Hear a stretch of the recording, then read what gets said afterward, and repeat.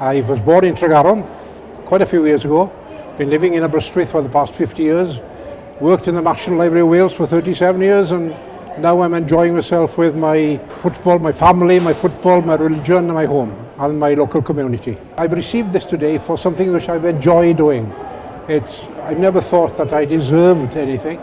It was just a case of the enjoyment that I get out of being involved in football, being involved in my chapel and my community, and helping to look after my family. But it's a reward for whatever I've done, and I'm very, very grateful. It means a lot to us as a family. Myself, my wife is here, my 2 daughters, my son-in-law, 3 of my grandchildren are here, and the other 2 and my other son-in-law will be with us tonight. So it's a great day for the family as a whole. So we're enjoying ourselves. It's very exciting for Wales. My hope obviously is that we go to Russia in next year. Qualifying for the World Cup would be a great achievement. We had a wonderful time in France last year.